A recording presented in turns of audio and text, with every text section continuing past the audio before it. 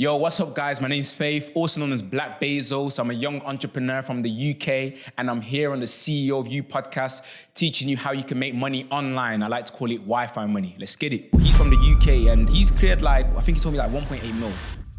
You know, there's people in China doing 8-9 figures of this. These are school kids, university students. People got 9-to-5 jobs. Man pocket is 60K clean. Black Bezos, you are with us. Black Bezos. Black Bezos. Big bust down Black Bezos. But what's the best month one of these students has had? 100K month. 100K profit, by the way, not revenue, profit. Middleman is 100% the guaranteed way you can go from 0 to 10K. We will talk about how you can get from 0 to 10K. It's the most guaranteed way to get from 0 to 10K. Why? With the NFT project, business lesson, I know from the outside looking in, people saw me as rah, this is a business guy, bro. But that project really taught me that I'm not really the businessman I think I am. If there was a war right now, we'd all be going right now to war. We're all above the age. But the closest thing to war right now is business, it's capitalism.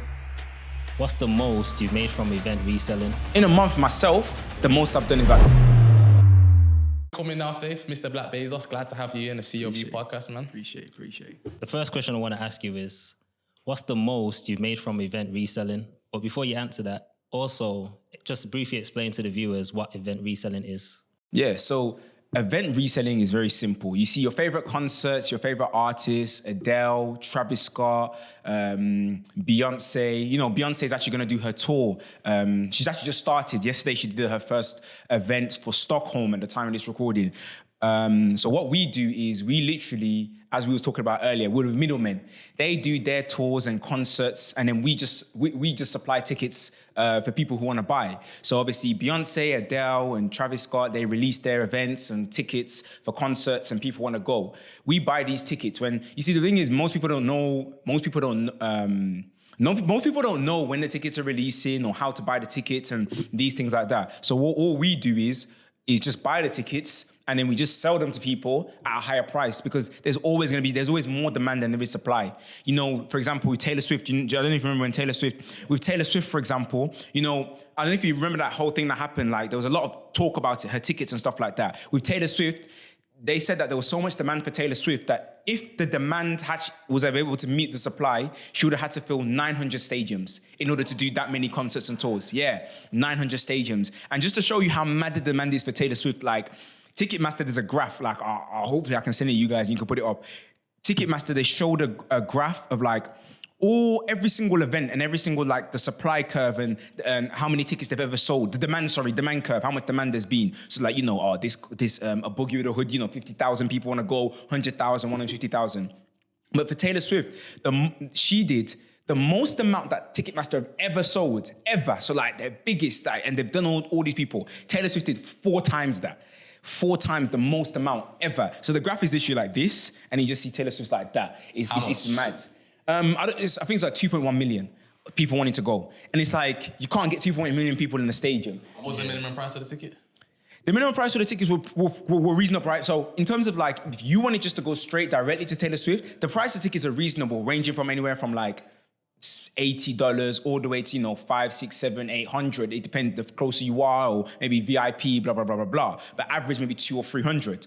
$400, I'd probably say. But the price that they're being resold for, because demand is higher than supply, bro. What's the price? 30, 40, 50, 60, 70,000. For one? Yeah, for one ticket. Yeah. For one ticket. People actually pay 10K. And like I said, again, I'll show you another picture. And then some people think nah, this is not real. This is not getting sold. I know people who are, they made just off Taylor Swift, bro. They pocketed 60K profits, bro. Done, fam. These are school kids, university students. People got 9-to-5 jobs. Man pocketed 60K clean. Me, myself, I didn't do that because in America, I'll be honest, the game's crazy there. The game's crazy in America. But you said about how much, that's how much it is. And like I said, other people in America, honestly, I'll tell you now, it's a crazy game. Me personally, I know a few guys in America, they're doing 6 figures, 7 figures. And I know I was talking to one guy there and I said to him, what's the extent of this? What's the craziest amount of money that people are making from this? And this is not something I really tell people online publicly, but he was telling me that, there's people in China doing 8-9 figures of this, off event reselling. Yeah, off event reselling. They're in China, they got a whole, imagine this whole building just full everybody's on their computers. They're serious. Yeah, it's serious. But, you know, in terms of me, I want to talk about how much I made off like one ticket in particular in my early days, which made me go like, I've got to do this full time. Thank you guys for watching our video with Black Bezos. This is the big episode, guys. And if you enjoy this episode, make sure to Like, comment, and subscribe. It does a lot more than you know. Thank you, and back to the video. I remember now. Yeah, it was a football hospitality ticket, right? It was a football hospitality ticket, and I bought that ticket for £30. It was 2 tickets I bought for £30, and I was able to sell one ticket for £30, and I was able to sell that for £700. £700. So I made like £670 profit, and it was bro. You know what I say that, bro? Because it's like, bro, do you know what it is? Because you know what? Yeah, we all work jobs, bro. We all work jobs, and we know how long it will take you to make seven bills in a job. That'll take you like 2 weeks if you got a decent job still. Bro, crazy overtime hours. Like I remember working at Mackey's. I know you worked at Argos, so you know how long it's gonna. I know it, bro. I didn't have a full. You didn't have like a full like everyday 9 to 5 job. So you know, for us, it take you time. 7 bills. I don't know if I made that. Maybe I made that month, fam. Maybe I made that in a month. In August I did, but I know Mackey's was peak because I wanted to work there, and the pay was like it was like £6, £6, bro. £6. That ain't jack shit, bro. Yeah. So it's like, bro, when you make that in like, and bro, when I say it was so smooth, as in like, it was just like the guy just like, yeah, you got the ticket, yeah, transferred it, yeah, money sent. Just like that. Mad. There's no, you gotta go through hoops and stuff like that, bro. And that's why we'll talk about it later. That's why the definition between working smart and working hard. You have to know the difference between working smart and working hard. Because that right there was me working smart. Do you get me? I'm working smart right there. But another thing I'll talk about, because I do want to say, is like money management. Because you know, when you come across that kind of money and you don't know what to do with it, bro, you can kind of go crazy with it as well. But yeah, that's how much I made off one ticket. Consistently, we're doing 5-figure months. You know, 10K every single month from event reselling, minimum every single month. It doesn't matter what the season is. You know, other hustles, you know, they have dry seasons and low seasons. But the thing with event reselling is like, bro, there's always something going on. I tell people, whether that's sports, events, concerts, there's always something going on. MMA, NBA, you know, like sometimes the NBA and the NFL, they come over to the UK and they do some games here as well. That's profitable. You know, MMA, wherever they do it, that's profitable. Formula One, hugely. Formula One is disgusting profits. Yeah, some people are making some people that like, people are like this, you know, like Birdman, like they're waiting Formula One. Like my guy was telling me, he's like, yo, I can't wait for Formula One. He's like, we're gonna cook. Like it's peak, bro. And that guy I'm telling about, I can't even mention his name at all, but he just told me his numbers, bro. He cleared like, and I just met him. So I've also been networking with a lot of people. He's from the UK and he's cleared like, I think he told me like 1.8 mil, like revenue cleared. In a month, what's the most you've made from event reselling? In a month myself, the most I've done is about 20.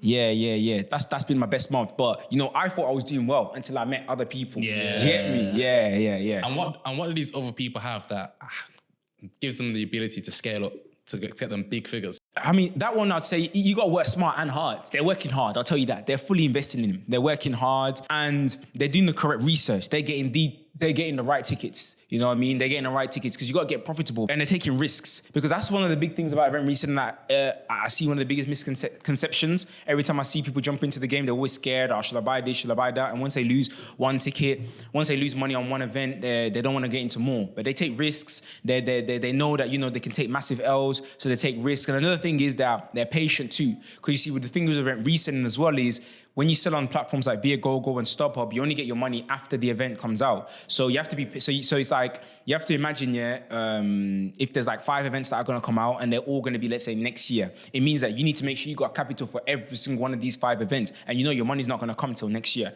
So you also gotta play a patient game too. That's one thing. So you gotta be patient, but yeah, that's probably what separates them. They're patient, you know, they take risks, and they research properly, you know what I mean? They research properly and they're fully invested in it. So about your students, what's the biggest win one of your students has ever gotten? The biggest win one of my students ever gotten, because there's a lot of wins. What, off one ticket or just generally? I'll say one ticket first. First thought that comes into my mind was it was either Eurovision or, it was Eurovision. Guy came in, brand new to event reselling. He bought a ticket for maybe like Eurovision for like 200, sold it for 2K. You get me? And it's like, this is his first time. Yeah, he sold it for like 2 bags straight off. What was his reaction? He was just like, bruv, like it's a mad thing. Yeah, it's just like he's just a mad thing for him. I do know one guy got his hands on like a Taylor Swift. He's from America. He was able to sell that for 5K. You know, bought that for like 700, sold that for 5K in America. So yeah, it's crazy. It's crazy. Yeah, the profits are crazy. So what's some of the advice you would give to people who want to get into event reselling? Because I've checked your Instagram comments and there's so many people who are like, yo, send a fire emoji to get involved in event reselling. What's the one piece of advice you would give to them? The one piece of advice I give to them is you need some speed. You need some speed because it doesn't take up a lot of your time. But you need when the ticket's about to drop, you need to be ready. You be ready. Because a lot of people that I see, like there's a lot of people that I see when it comes to like business and or event reselling in particular. It's like, yeah, they can put the time. They've got loads of free time because obviously they're watching Netflix and whatever. They've got loads of free time. But like when I'm like, yo, this is dropping on this day, and I ask them, did you get on the drop? Nah, I missed it, bro. Like, nah, you're not gonna. It's not gonna work. You get me? It's not gonna work. It's not gonna work. So you just need to be ready. You need to be like, when action is ready to go, when it's time to go, you be ready to go. Do you get me? Be ready to go. And that's one thing that I still see a lot of people. They're not ready to go. And then they complain afterwards, but it's like, bro, you had all these opportunities. You missed it. We all profited, but you didn't. So, yeah, man. But what's the best month one of your students has had? 100K month. 100K month, Taylor Swift.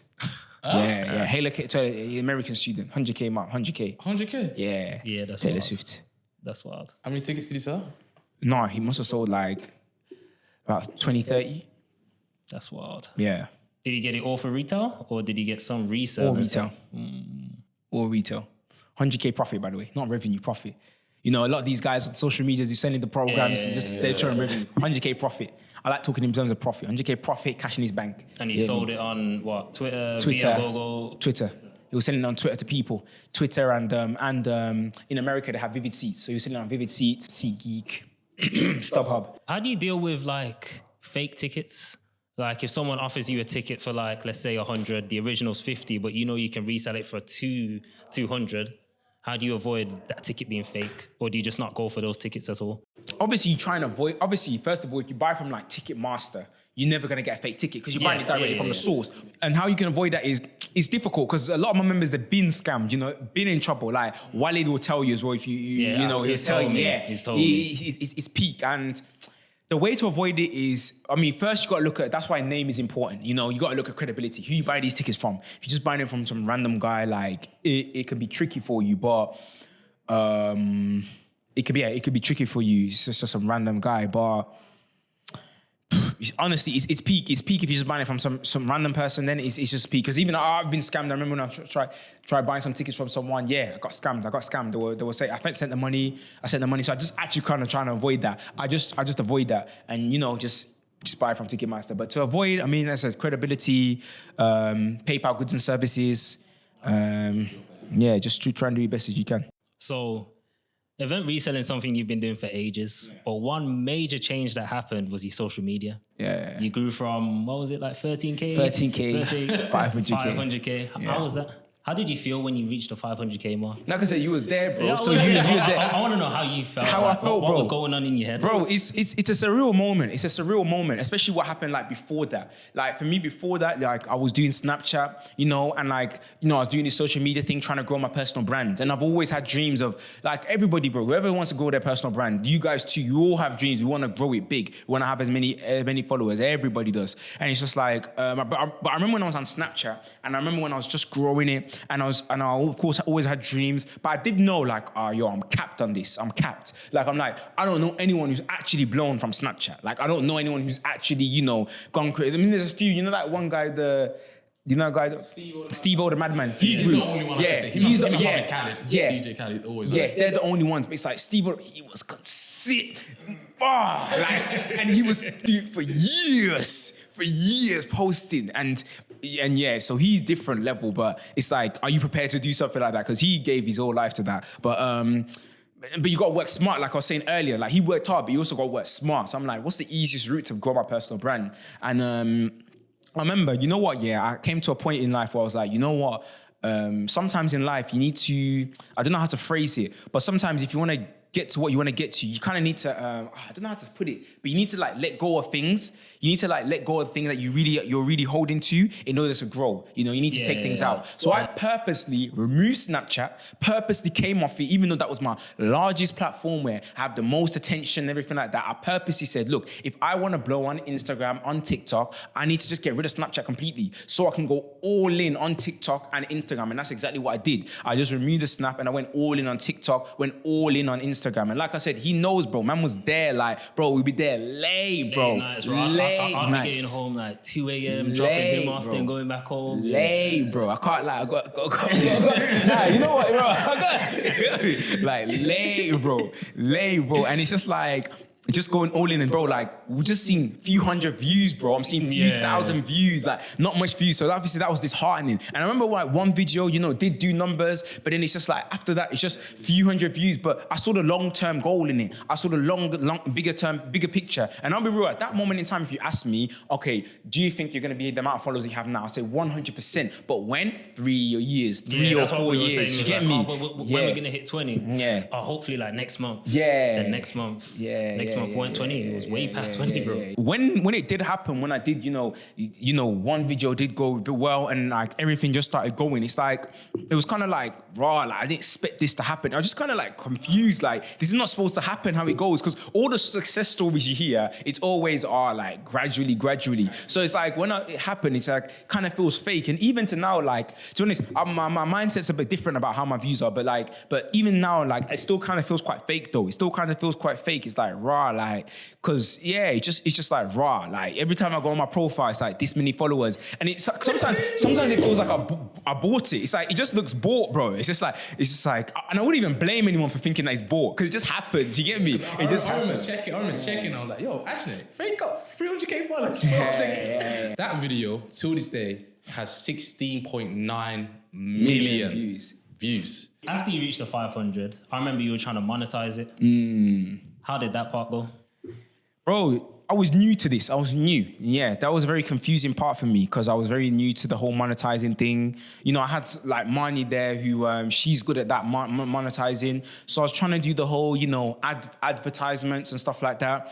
But that never really came to fruition. Like I tried to get brands, I was reaching out to brands. But the route that I did go is, I'd say the route that like, it's something that Hormones actually talked about in one of his videos. It's the route that Mr. Beast is going, and a lot of these guys are going now. It's bringing a product to market and then advertising off it. So Mr. Beast, if you see the thing that he does, is Beastables. That's what he is, a chocolate. Mr. Beast, he doesn't come from a chocolate background. His videos weren't chocolate, but he's doing a thing. Sidemen is a great example. They've got all sorts of things going on now. Like food, food, you know, name it, and all these things like that. Branding almost. Yeah. So it's 360. So I say that's the thing that I monetize. The main thing, you know, my background is why people follow me is, you know, I'm into finance and all these things like that. What do I do to make money? I do event reselling. So let me bring a product where let me show people how to start your own event reselling company, you know, start your whole event reselling company, make money through event reselling from A to Z. You know, I'll teach you, you know, I'll give you all the tools. I'll make you will pay for my time. You will pay for all the years that it took me to get to this point. I'm gonna just, you know, we're gonna just remove that. You get me? And it's gonna make that whole process faster. So that's probably been the best way for me to make money, if I'm really being honest. That's I'll be honest, you know, that's been the main way. And I've just been focused on that. I think later down the line, I'll probably do something else as well. I don't know, who knows? Maybe I might open up a restaurant or just do something along that lines, open up a product. Like, oh yeah, I'm going to bring a clothing brand. I'm going to start going in on that. Like you might see me in that Wi-Fi Money shirt that you see me. Yeah, it's about time, innit? Yeah, it's about time. So I've been perfecting it, but I'm going to go all in on that. So that'd be another way I'll be monetizing it. But for now, yeah, man, just the education company that I'm doing, that's the one that I'm pushing right now. Yeah, that's the one that I'm pushing right now. And apart from, sorry to cut you off, but it's just like, what's it called? It's not making money, but sometimes I get discounts here and there. Like I might go to a restaurant, oh yeah, shout them out, then you don't have to pay. So with 500k followers, that's 500 basically 1,000 connects and basically people you can network with. What's been some of the advantages of having 500k followers? Yeah, networking wise, opening doors, ridiculous. Yeah, networking wise is beautiful. It's like it's a beautiful CV. It's like people just bro. Like, bro, when people see that, like, you know me, I always keep it humble. It's like, like me, I'm not up in my ass. Like, if I want to follow someone, bro, if I meat someone, like, well, it could be a stranger. We just had a great conversation. Let me follow you on Instagram, bro. Just a stranger. And it's like, when they see that they've got the 500, it's like, they're like, people are like, raw. It's like, and like, also like, when you now meet people who are like serious, you go into spaces where people are a lot more serious. And then now when you follow them, they're like, it's automatic. Like, oh, I see what you're on. Like, you're already doing your thing, like automatic. Like, it's calm. So it's a great CV. And like you said, the doors have been open. Like, I'm trying to think from the top of my head, but bro, yeah, now I can think from the top of my head. There's, I don't know how far this pack could go, but like certain guys who have been following me, I'd never know they'll be following me, and I chat to them. Like, I was chatting with Marcus Rashford's brother. Yeah. His agent. Yeah. Like, he rates my thing. And I'm like shocked. Like, I can't believe he's always rating my thing. I'm like, bro, what are you talking? Like, he's like, yo, he's like, bro, you're inspiring me. I'm like, bro, like, this is Marcus Rashford. What's that one where he's in your office and he's making a video? Was it D Wade? Yeah, Dwayne Wade follows me too. Yeah, but I don't. I've never seen him like or anything. Simba, you know Simba, the guy who made that Rover song. Yeah. Me and him. Yeah. I remember a few other names like Lyle, Ash, RD follows me as well. Yeah. Serious. I respond to him. Yeah. So I've never said this online as well, fam, because it's like I don't really. Yeah, it's like I don't want to toot my home, but you asked me. But like, yeah, some man there, and like I remember when I went to America as well. Was like I went to America, and it's like.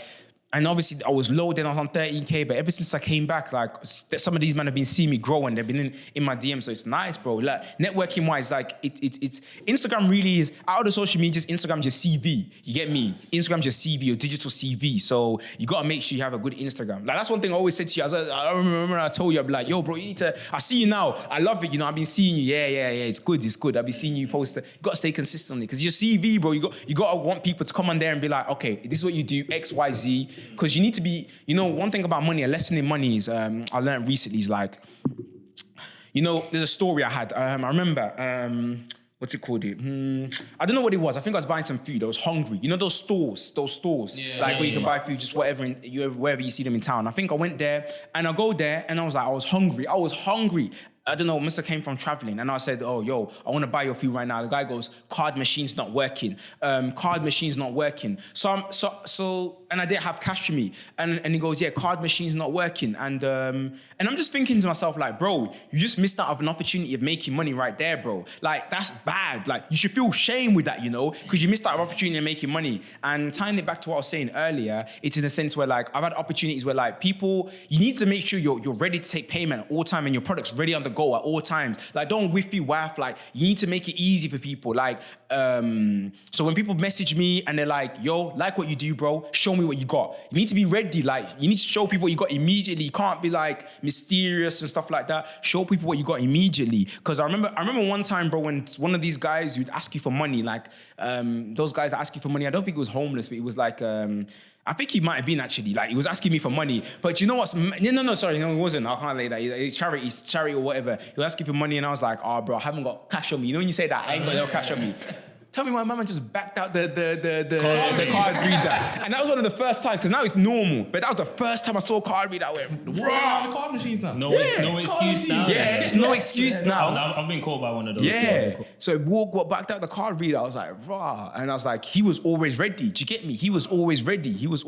Or another example is when what I mean by you need to have everything ready, it's like your CV in a sense where, like, if I do meet someone on the street, like, I hate this. When I meet someone, when someone recognizes me and they're like, yo, bro, I'm like, no, it's nice. Now, I ask them, so what are you doing? What are you on? And they're like, yeah, I'm a music producer. I'm like, show me your stuff. They can't show me anything. They've got nothing. Oh, I'm a photographer. Show me your stuff. They can't show me anything. Oh, I'm a video editor. Show me your stuff. I'm like, bro, this is crazy, bro. Because you could be missing out on a mad opportunity, you know? You're missing out on a mad opportunity. You should be able to show all your stuff on the ready, bro, at all times. Like, it just shows a level of seriousness that you're taking it. You should be able to show me, this is my stuff. This is how you can get to me. This is how you can reach me. If you want to see more, let me show you. Like, I should be able to go down a rabbit hole. And that links in with content as well. You know, I could talk a lot, you know, and stop me whenever. It links in with, again, with Instagram being your digital profile. Like, bro, you need to have an inordinate, I don't even know the word is, but in a stupid amount of content. That's what I'm going to be doing recently. Like, you need to have a crazy amount. You need to let people, bro. You know what it is. You know when you find someone new that you like here on socials, isn't it? You just exactly. Remember, that's something that we're going with. You know what? I seen a video the other day. I forgot what the painter's name is, but apparently he painted like 15,000 pieces. And he was only recognized for about 3 or 5 of them. And that accounts for like 0.03%. I don't know what the maths is. And it just shows you just need to post consistently. Yeah. Like no matter how much. No matter what, yeah. You just got bro, I always say to people in the beginning, you know, people say quality over quantity. I say, nah, the beginning is quantity over quality. It's quantity over quality. Until you fine tune your thing, at the beginning, it's quantity over quality, man, always at the beginning. There's been a lot of ups, a lot of money, a lot of joy. But I know when I first met you, there was some, what's the correct word? Stipulation. There was haters. Yeah, man. There was a lot There's of haters. always haters. Tell us about it, because I know one was the NFT. I don't know if you want to talk in detail about that. Yeah. What actually happened? So, with the NFT project, this is when I just say business lesson. What's funny is if you saw me at that point, or I know from the outside looking in, people saw me as like, rah, this is a business guy, bro. But you know, that project really taught me that I'm not really the businessman I think I am. That you know what I mean? You get me? Like there really is a lot to business. There really is a lot. Like that's why, like, there's this one guy that I like to follow. His name's Brute the Force, and he says like, the closest thing to war right now is business. Like that's the closest thing to, because we're not in any war, because if there was a war right now, we'd all be going right now to war. We're all above the age. But the closest thing to war right now is business, it's capitalism. Because you see, with education system or with a job, you see there's a path that they send you down. You know, there's that path and you all follow it. You know, it doesn't matter who you are, you all follow that path. So all the progression is the same. Everybody goes through year 7. Everybody goes through year 8. It's the same path. You know, there's only a few certain people, you know, you hear go above the year. But with business, it's not like that. Business is very real. You can't hide behind any walls. If your thing's not banging, it's not banging. If you're not making money, you're not making money. There is no saving grace. You know, when you're in school, if you're not doing well, the teacher, this, that, and the other. But in business, there's just no hiding behind any walls. And like sometimes you can hide behind the wall for a period amount of time, but time always reveals itself. Time will show. But onto that project, where that failed was a few things: management of resources, management of people, and I'd say that was the key thing. And also, you know, it's what they say about investments. You know, with investments, Warren Buffett always says, you need to know your investment. Whatever you're investing into, you need to know it. And everything, and what I've learned in life is that everything is an investment. So, you know, your people are an investment, you know, everything is in the office is an investment. Like, don't just think of investments as just like your stocks or whatever. People is an investment too. Like recently, was it yesterday or 2 days ago? I was on a business meeting, big business meeting, big deal. We're sorting out percentages. And it's just like, but you know, we had to make sure that we met up first. The reason why we made sure to meet up, because we need to get to know each other, because he's an investment. You know, I'm about to give him a percentage of my company, so he's an investment. So I need to know what I'm investing into. And still now, I'm still thinking, I'm still pondering, I'm still looking at all avenues. I'm still looking at where it could go left, where it could go right. I'm looking at the whole broader picture. I'm looking long term. I'm still thinking to this day after I had the meeting, because it's an investment. I'm not going to just go, oh yeah, I like the guy, let me go into the business. You get me? That's what I would have done, and that's why I talk about the NFT. That's what I did back then. It was just like, oh, this looks like this looks cool. You know, NFTs will pop in then. This looks cool. Let me jump into it. You get me? And that's literally what happened. But I didn't really know anything about it. Like I'll tell you now, I didn't know anything about NFTs. Didn't know much. By the way, also another thing about businesses, you still take responsibility of yourselves. Like even though I might sit here and go, you know, I didn't know much about NFTs, but you know, it was still on me. I still failed. Do you get me? You still failed. So that's another thing. Take responsibility. But you know, you asked me what's the reasons it failed. But you know, didn't manage it. I didn't know much about NFTs. And then the people that I brought in, I was just the face of it. And I just said, you know, I'm a marketer. That's what I am. I'm a digital marketer. That's something I know I'm good at. So I'm a marketer. And then obviously I had other people in there who were going to, you know, do what they need to do in there. And as I said before, I didn't look into, you know, it enough. Because if I did, I would have seen, you know what, if we go down this path, it's going to go wrong. Do you get me? If I go down this path, it's going to go wrong. And yeah, because we didn't manage it well, didn't manage the people well, and because I didn't, it just didn't go well. Do you get me? It failed. You know, NFT market didn't do well. The whole project failed. The resources weren't managed correctly. And if you don't manage, just like every other business, I think they say 80% of businesses don't survive in the first 5 years. With NFTs, I think 99% of all NFTs never, 99%. Most NFTs didn't make its fruition. So I was just under the statistic, simple as that. I was just under the statistic, like simple as that. I was just under the statistic. The thing didn't do well, and that's that, man. The resources weren't managed well. With other entrepreneurs, I know you fell out with a few. So let's say with, I don't know, Bugs, for example. This one was requested as well. So a lot of people want to know what happened. Oh, is it? Yeah, requested one. Oh, okay, cool. Say less. Okay, say no more. All right, say no more. Okay. With Bugs, it's like, bro, you know, there was boys that you had in secondary school, yeah. Once you went to uni, are you still boys with them? Nah. I think that's all that happened. Like, it's not like even like now, like I don't know if you ask him, but there was like something that he asked more, because remember I did some podcasts with him, and he wanted the content to him. He asked me for it, I just sent it over, bro. I look, I have no, yeah, I have nothing bad in my heart against the man. I have nothing bad in my heart against anybody in this earth, bro. I have nothing bad. I just don't, man. I don't have any hate. If you saw me say anything previously, that's not the man I am now. No way, fam. I've got no animosity. So in fact, I got love for everyone. I wish the best for everybody. And one thing I've really realized in life is it's so important that you keep relationships good. Never burn bridges, bro. Never burn bridges. That's one thing I really realized in life. Never, ever, ever burn bridges. Always look to try and solve a scenario, solve a situation. I'm really not in the business for burning bridges at all. So so with that one, so if you want to talk books, since people want to know, I'll give it to them. Like with that one specifically, like I said, like it's just like obvious. Like with that one,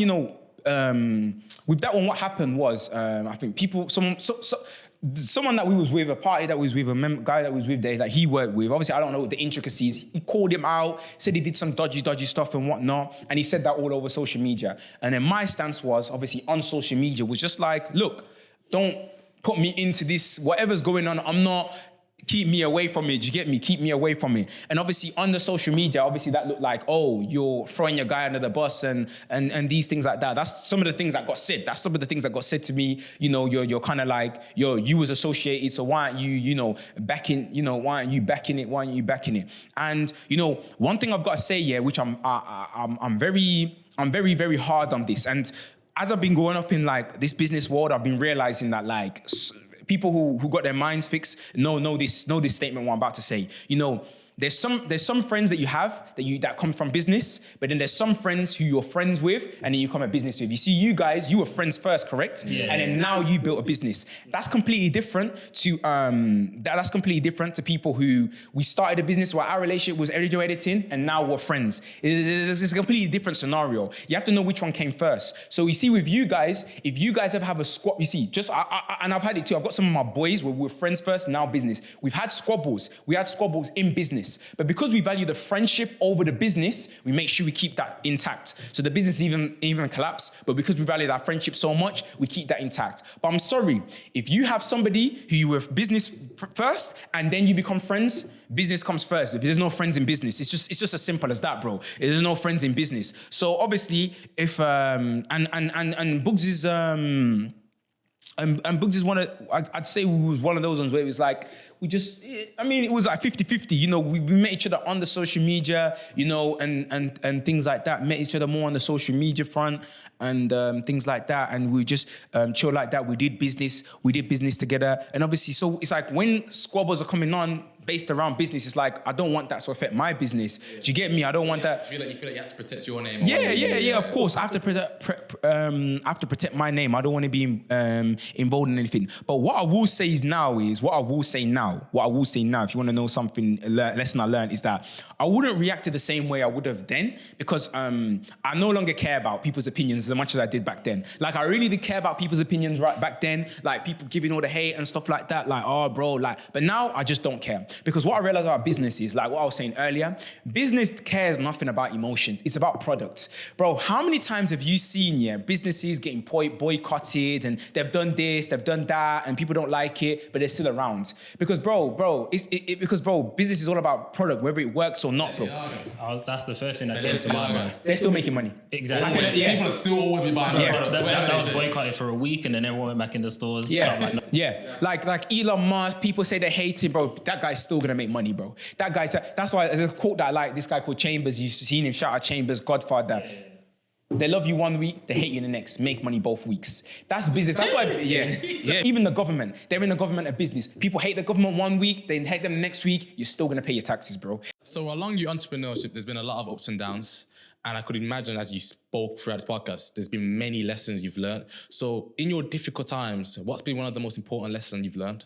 First thing that comes to my mind is, whatever you fear the most always manifests itself. That's probably the one I learned the most. Because, during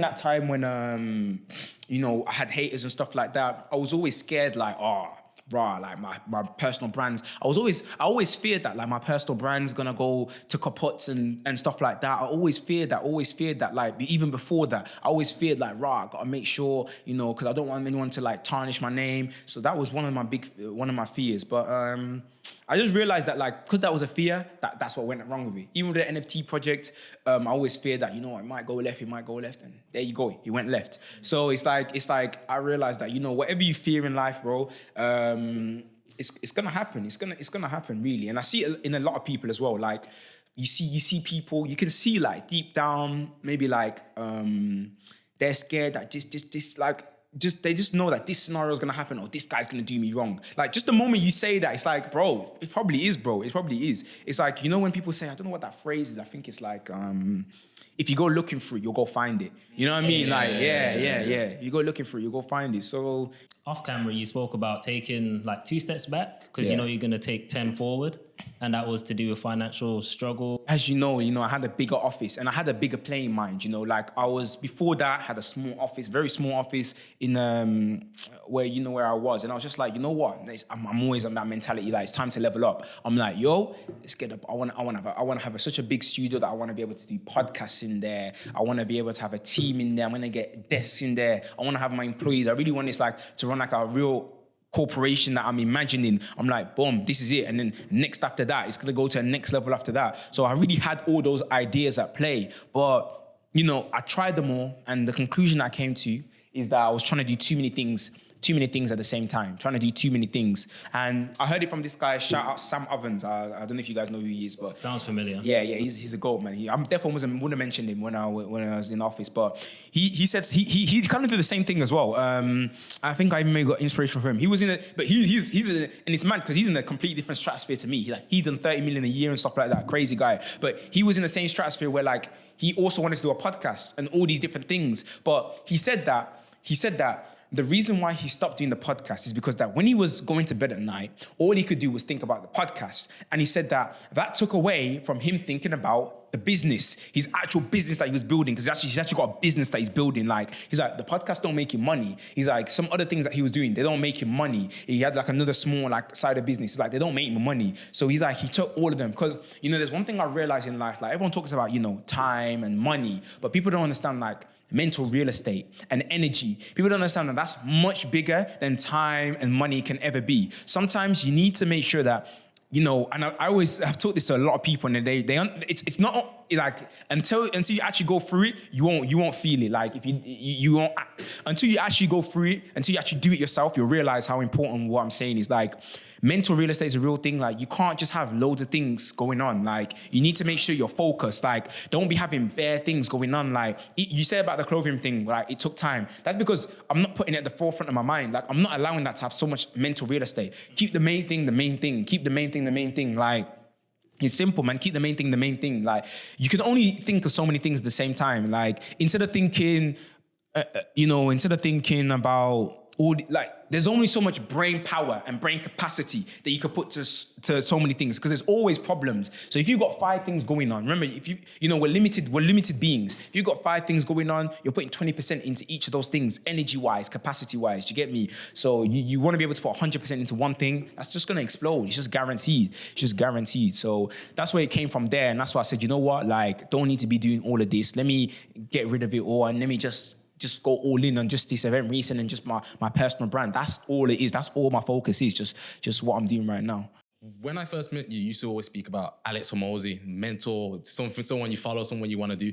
So what is it you've learned from Alex Hormozi that made him want to be your mentor? Alex Hormozi, yeah, man. To be honest, I never really heard that. When I think about it, Hormozi is definitely my mentor. Like, even though I've never spoken to him or anything like that, but when I do think about it, you made me think about it right now. I can't lie. I used to remember sometimes, obviously I've been in the office a few times, I used to be like, yo, Alex Hormozi's done this, we need to try and be similar to this, try to get the reels like this. I remember you speaking, even to the style of the reels, same kind of colours in a way, you get what I'm saying? Yeah, I can't lie. When you're saying all this now, it's making me think like, yeah, he really is my mentor. Like, what did I learn from him? Wasn't at one point he's almost on the same amount of followers? Yeah. The focus part. That's what I was just saying about earlier. Like, he's so big on thinking decades, not years. He's so big on, like, everybody thinks in terms of years. Everybody's already thinking like, I've got to be here by next year. Like, but he's thinking like, I'm thinking in decades, like, okay, where am I going to be in decade 10, decade 20, decade 30? It's like, if you ask somebody, like, where do you expect yourself to be in your 30s, like, envision, like, can't tell you. They don't know. They're just thinking about what they're going to do next year. Do you get me? They're just thinking about what they're going to do in a few months. But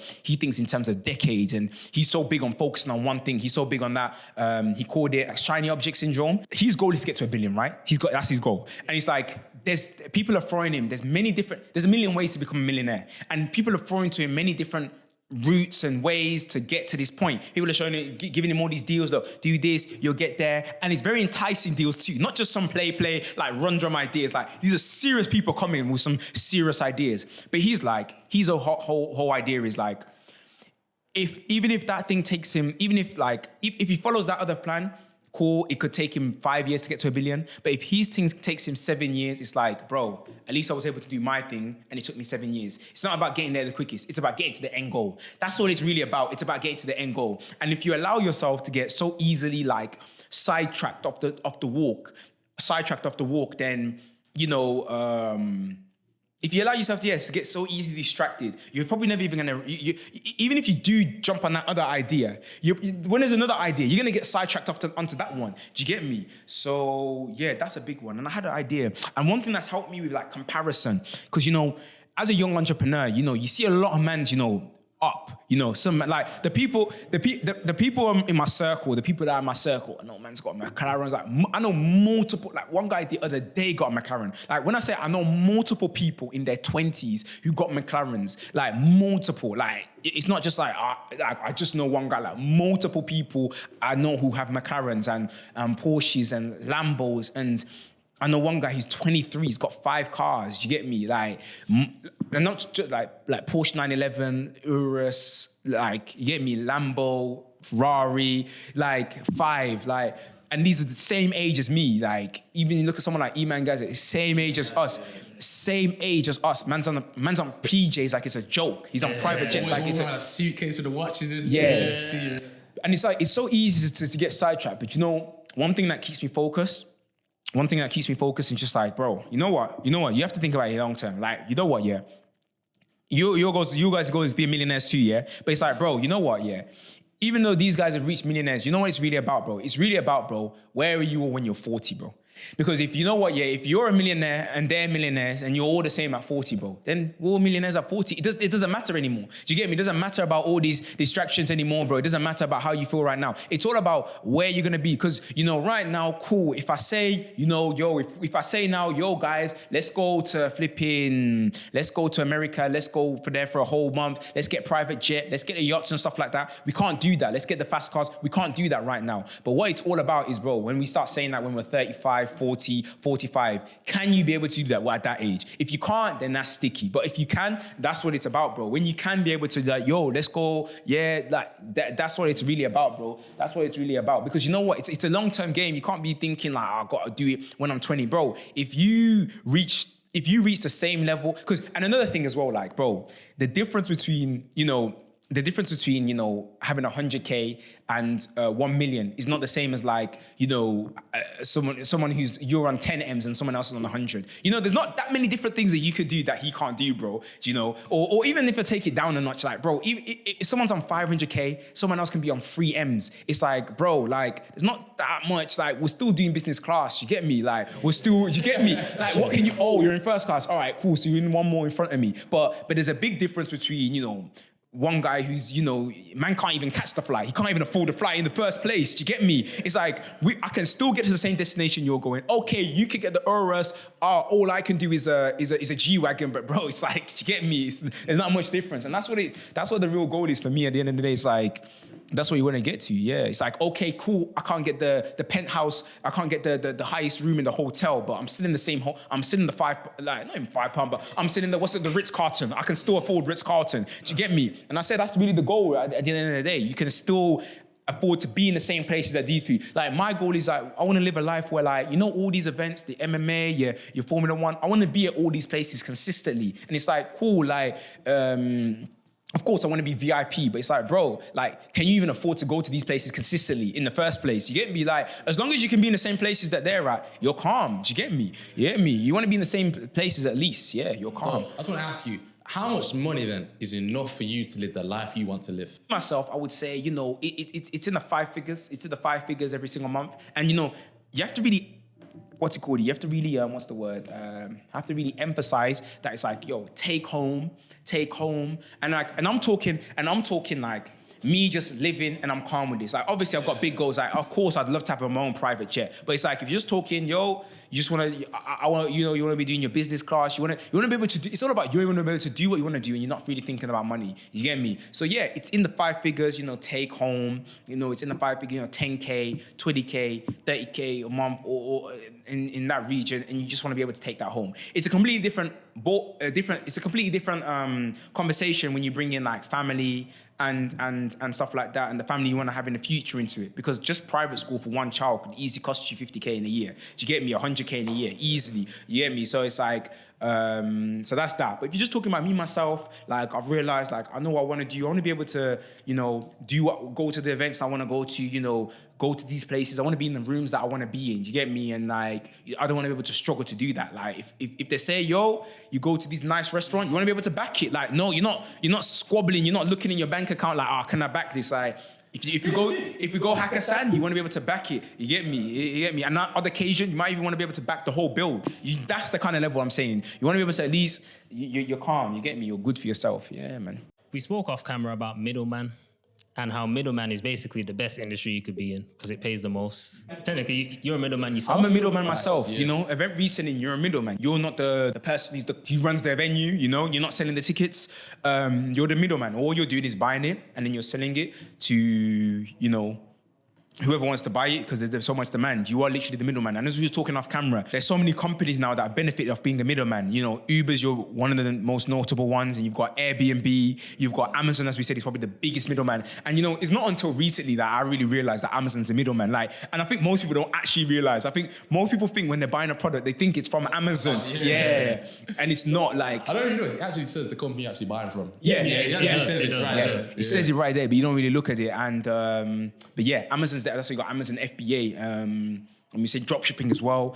I think middleman is definitely, if you're low, if you got no money, you want to get into entrepreneurship, because middleman is 100% the guaranteed ways you can go from 0 to 10K. You know, we all talk about how you can get from 0 to 10K. It's the most guaranteed way to get from 0 to 10K. Why? Because it really does only require hard work. I'll be honest with you. It really does only require hard work. You just need to pick your field and you need to stay focused on it. Whether that's event reselling, whether that's agency, whether that's Amazon FBA, drop shipping, whatever it is, pick it. Stay focused, because I hear too many people trying to do, every day I hear someone saying, yeah, I'm doing Amazon FBA and I'm doing this. I'm like, bro, like, if you pick one thing, you will get to 10K a month. I guarantee you will get to 10K a month, but you're focused on it, because it's literally just a numbers game. You won't go past 20, 30, you won't go past like 40K, because now you need more than just numbers. But at that point, it's just a numbers game. Also, on the phone call sales as well, that's an amazing middleman thing where all you are is literally just, maybe you're like, do you know what on the phone call sales is? High ticket sales. High ticket sales. Yeah, where you are literally just, closing the deal for a certain company and they're selling the product. Yeah, it's just a numbers game. When I mean it's just a numbers game, I just mean that you've got 30 days. Okay, so you need to make 300 a day. Sorry, yeah, you need to make 300 a day to make 10K a month. So it's just a numbers game in a sense where as long as you can close, 3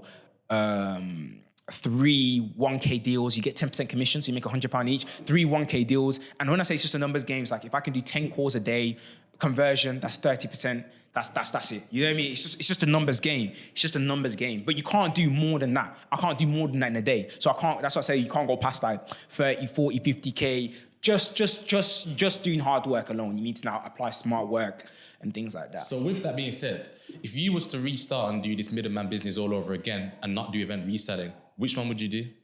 I'll do on the phone call sales. On the phone call sales? Yeah, 100%. High ticket sales. And high ticket sales is beautiful because that literally just means, Homeowns actually put a quote, solve rich people problems. I would literally, bro, I'm looking around, bro. High ticket sales is going to Nestle and just going, and you're seeing there's some new office blocks over there and just being like, yo, let's do a contract, let's supply water to you guys exclusively. And then going to Nestle and just going like, yeah, I want a percentage of that commission because we know you're going to send creators to this. You get what I'm trying to say? There's a new school that's being built. They need water or a gym. And you go into Nestle and saying, yeah, let me secure these deals for you. Nestle know they're going to get it and they just give you a small commission. That's it. Everyone's a winner. Everybody's a winner. The other day I saw something crazy. There's one guy I see on Money Twitter. I don't know if you know what Money Twitter is. Money Twitter is just the money side of Twitter. There's different sides. I thought you meant like business Twitter. But yeah, it's business money. It's money Twitter. This guy is absolute animal. The guy closes like 150K deals for like IBM. IBM. I've heard of IBM. Yeah. So how big is IBM? IBM's a multi-billion-dollar multinational. They supply like like software and stuff like that for these huge companies. Yeah, IBM's huge, but yeah, he does big deals, and he's on LinkedIn and everything. He does like 30K deals, 40K deals. He's making bank on those. He's making taking his commission. Booming. Yeah, booming. He's booming. And also, I know you said one, but another one would definitely be the thing that helped me was, bro, I can't lie, selling information, bro.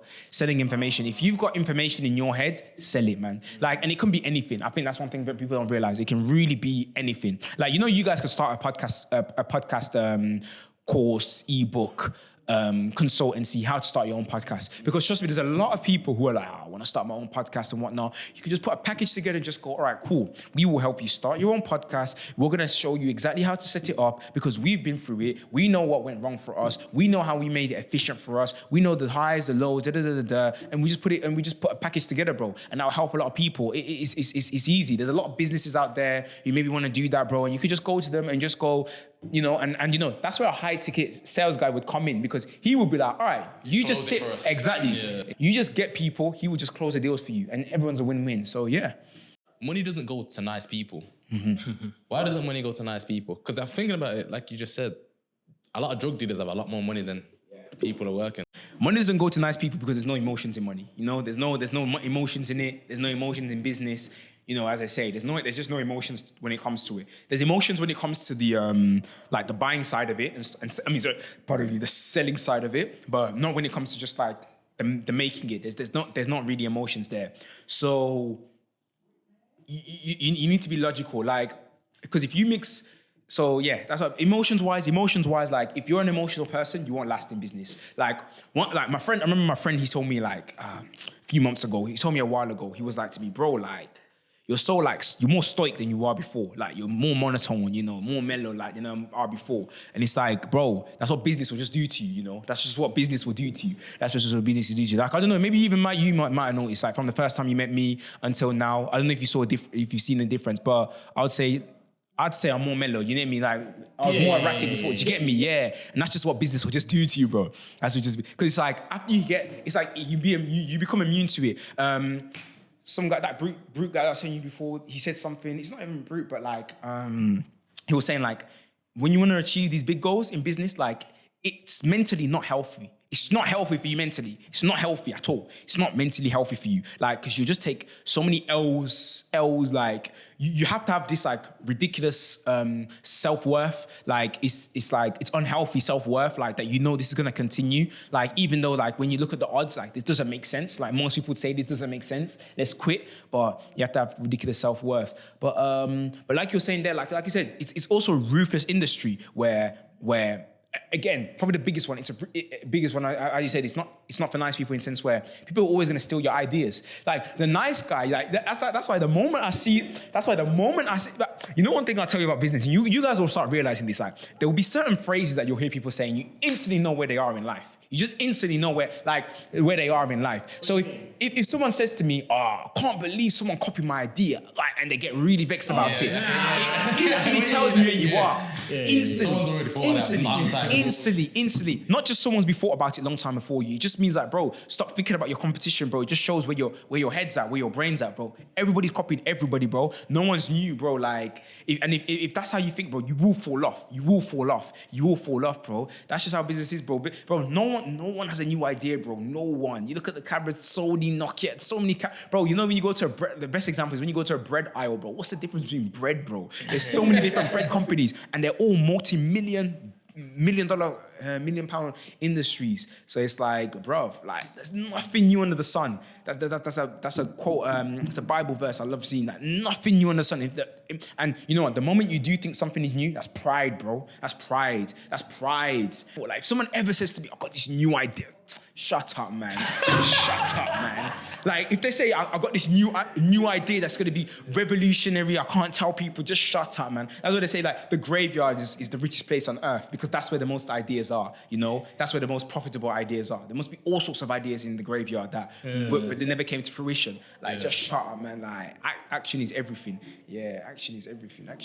So tell us about the family. What does your mum think? Because I met her one time. What does she think of you now compared to when you started? I think my mum's got a lot of respect for what I do. You know, older generation like that, they're very, you know, us younger guys, we're big on, you know, when you're new to something, when we're young, we're very built up on emotions, you know, we're very emotionally driven. But, you know, when you're an older person, I think, you know, they become more logical. So for them, I think everyone can relate. Like, if you tell your mum or whatever, I think if you tell your parents, I think some people can't relate. But if you do tell your parents that, you know, you don't want to go to uni, they're always going to just say, okay, what's your other plan then? That's the whole thing. Like, that's what my mum said to me. It's like, what's your other plan? Because it's just logic, like, bro, what are you going to make of yourself in life? So for me, it's like, my mum saw I had my plan. My mum can see. It's like, my mum can see the thing. It's not just, I'm just saying it to her. It's not just hearsay. It's like, she can see. She can come to the office. She saw what was going on there. You get me? So I think my mum has a lot of respect for me. Not even think, I know she has a lot of respect for me as a man. And I've been actually seeing, like, it's funny, like, the more and more I've been growing as a man, I've even been seeing her become even more feminine, you know, as a woman. It's because she's a single mom. So I know I've seen my mom kind of play both that role, that mom and dad. But I see her becoming more feminine, like, and it's just like, so it's interesting to see. But yeah, I know she has a lot of respect for it and she knows I just do my thing. She doesn't really ask much about it, to be honest with you. I was actually on a conversation with someone earlier and I was telling them that, like, she doesn't really ask much about my business, but she just knows the things is happening. It's just pushing, yeah. What about, like, I know you got brothers and sisters, you also met them at the studio as well. What do they think of what you did? They don't know the deep intricacies of it, but they just kind of... They want to get into business, they want to follow their brother's footsteps. I don't know. I know that my little brother wants to do like social media and stuff like that. And I do kind of bring them into the business. Like I'm teaching them and stuff like that. I do want to teach them and things like that. But I haven't seen anything, a clear cut, I want to do business and things like that. Like I haven't seen anything clear cut. Like when I was their age, I was obsessed watching like YouTube videos about business and all these things like that. Like, who's the richest man in the world? I remember I was watching that like when young, and obviously like my brother's age now, selling sweets and chocolates at school. Like, I don't know if he's doing that. Do you get me? So, but I'd say that's because they don't have to really worry about money as much as I did, you know? That's where it comes from. They don't have to worry about money as much as they don't have to worry about money as much as I did. So I'd probably say that's where it comes from. You know, they didn't have to worry about money as much as I did growing up, so... Do you think of retiring your mom? Yeah, 100%, man, 100%. That's the goal for everybody, bro. That's the goal for everybody. If you got a mom, bro, like, obviously, yeah, that's the goal for everybody. But one thing I will say is that, like, in the beginning, that was a proper, like, I want to support mom, I want to support mom, but you can't support someone else until you support yourself. You get me? You can't support someone else until you support yourself. Like, you need to build yourself up first. 100%, you need to build yourself up first. And I've realized that, like, just what I said in terms of focus, like, cool, you can either go 100% into yourself, or even if you do 90% yourself and you do 10% into someone else, bro, that 10%, you don't know how much you're taking away. You're taking away. So sometimes you might feel bad at the beginning stages. You might feel like you're being selfish or whatever, but you have to go 100% yourself. You have to go 100% yourself, you know? That's one thing I've realized. Like, I do look after my mom, do look after her, and I don't let her pay for anything, like, and she doesn't have to look after me in any capacity. And I do, you know, like, she was complaining, she's like, I want massages, so I'm going to pay for a David Lloyd membership and stuff like that, bro. And obviously, you know, it's not cheap. I'm not going to let her touch that. And it's like, yeah, but, you know, but yeah, that's one thing I actually had to learn, because, you know, before I was big on that, I'm going to just pay for everything, like, here, take it. Because it's your mom, you can't really know how to say no. You know what I mean? You don't know how to say no. But I realized, like, you know what? It's like, I need to actually, keep more to myself so that I can level up, so that I can get to an even higher level, and then I can look after a higher level. You get me? I'm not looking after at this level, I'm looking after at that level where I'm not taking away 10% from me, I'm taking away 0.1%. Do you get me? You need to get to the point where it's like, hey, this is 0.1% of your income. Do you get me? It's like, it's nothing for you. Yeah, it's nothing for you. All right, so Faith, after everything we spoke about, your ups and downs of entrepreneurship journey, and obviously where you are right now, what's next for you? What's next for me? There's nothing next. I'm just in it right now. I'm focused. You know, focus on building the best.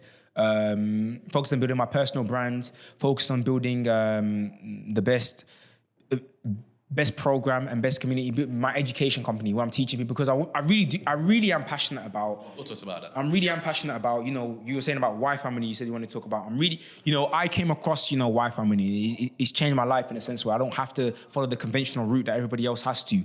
And, you know, I was able to make money online. So I'm really passionate about, you know, people doing the same thing that I did. Like, I'm really happy. Like, you know, even when I see you, you're like, did you quit August, by the way? Yeah. Oh, so yeah. So it's like, bro, when I see like, and Wale, like, and I see like, and I'm like, when I see like, raw, like, these men did that thing too. Like, you were there, August, you came off it, like, do you get me? And it's like, bro, when I see like, this is happening in real life, like, it's good. When I see Wale as well, he was gonna go uni, he didn't, and it's good. Even when I see people like Marnie, like, these are people with your age mates, because we all have age. We know that majority of our age mates, they're in uni right now, or they got a job and stuff like that. And you know how their thing is set up, but it's really nice for me to see somebody, and you know, when you see someone trying to go down this Wi-Fi money path, that shows that someone wants to bet on themselves. You know, it's a real character thing. You know, one thing that people don't realize about business is that it's more of a spiritual journey. It's more of a character journey than anything else. It's not even about the money. It's more of a mental, spiritual,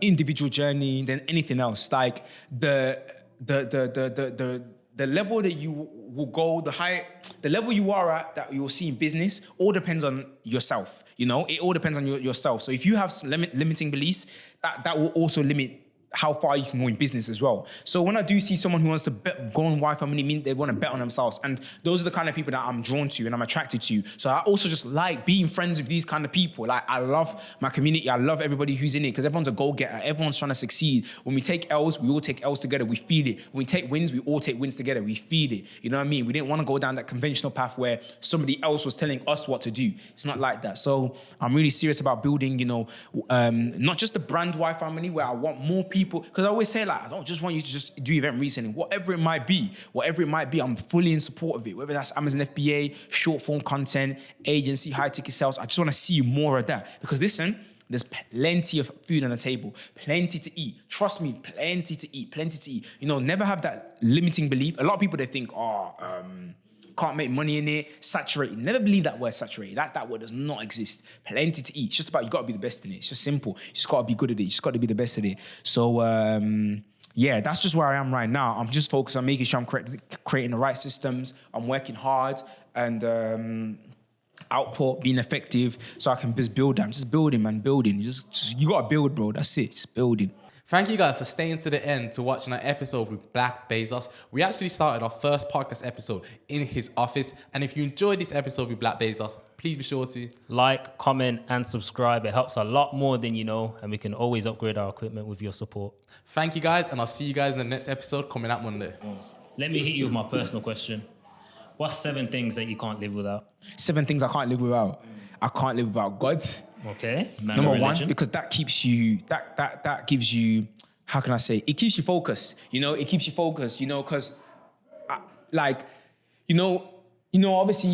I can't really respect, I gotta say honestly, I can't actually respect anyone who just believes that we came from like randomness. Like, if you do, I just can't, fam. I actually can't. Like, I can't believe, if you just believe, Just TV, like for me, it's not religion. Like, obviously, if you're Buddhist, Muslim, whatever, that doesn't matter to me. But it's like, if you actually believe that we're not, first of all, spiritual, if you really believe that we're not spiritual, there's more than just the physical that we have here, we're spiritual first. If you don't believe that, then like, bruv, that's crazy to me. That's quite crazy to me. And then obviously with God, it's the fact that, in human beings, we can be very prideful, and like, especially as a man, you can be very, very prideful. And if you don't have anybody who you think is above you, then you will stay prideful for the rest of your life, because you always think that you're the best. No one else, you have no laws, you have nothing that keeps you in check, intact. So yeah, man. And like, therefore God, Jesus, seeing what he said, what he did,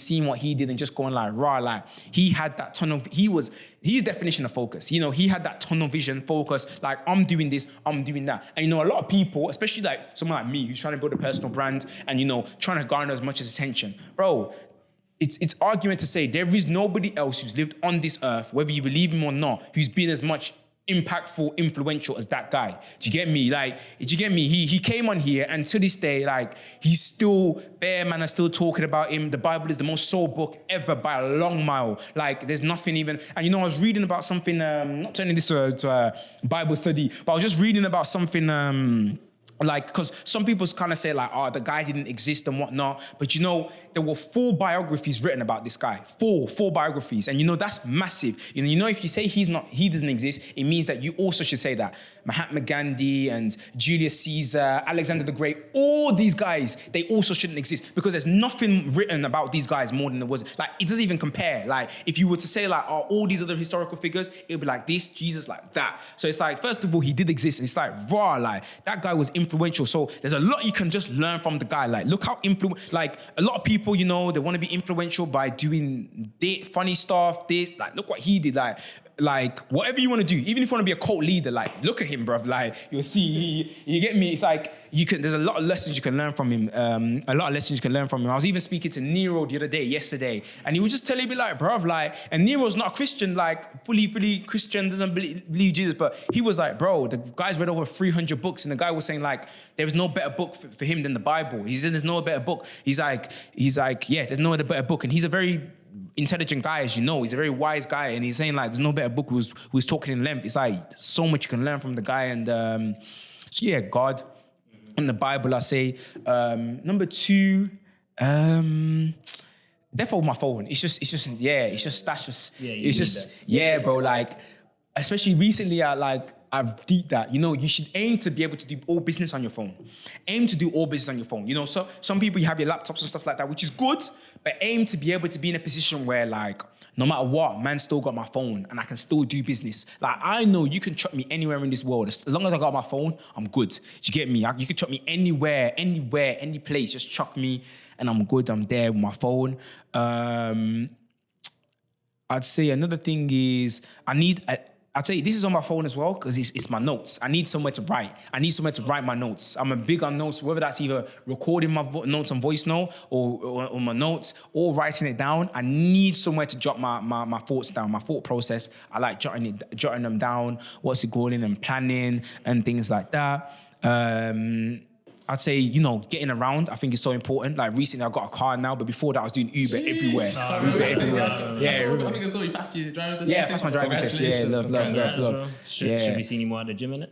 Should we see you more at the gym then? Yeah. But I'm still there. How did you get there? Don't tell me you Ubered there. No. I drive. Every time you see me now, I've driven. No, how about before? Before, yeah, I was Ubering. Yeah. But I still go to the gym quite consistent. But yeah, to go to Uber. So like, I think travel is just so important. Yeah, so that's important, man. You need to be able to travel and stuff like that. Number 5, I mean, I don't know if I should say my wallet, to be honest. But I guess, yeah, you need money, bro. You need somewhere so you can pay. So I guess wallet, is important. You need your driving license, your ID, people asking you stuff like that.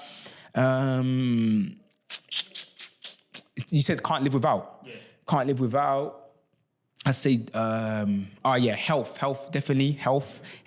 So gym, like I'm really serious about that, eating right. And then family, friends, definitely the last one. Like they keep you in touch. Like I really realized as I've gained a lot of popularity and like I get noticed on the street and stuff like that, it's very humbling, yeah, when like I go home and I see my friends and I see my friends or I see my family and it's like they don't care about any of that stuff. And to them, it doesn't even like register in their brain. Like it doesn't like I've seen people like kind of starstruck at me and that, and like I'm like, and it's like, bro, but it's good, it's humbling when like your friends will still, when my friend will take the piss out of me, it's like I know that's something that maybe someone else would never do. Like, oh, don't take the piss out of like Bezos, bro. Yeah, but it's like, bro, it's humbling, bruv. Like, and bro, it keeps you proper focused as well. Like my friends, my close ones, yeah, it keeps you proper focused. Family as well keeps you focused. Like my mom, like moms to this day will still get on to me for the littlest thing. Don't do this, like, but it's like, yeah, it's like that keeps you focused. That keeps you focused, keeps you humble, man. Keeps you humble. So it's good, it's important, yeah.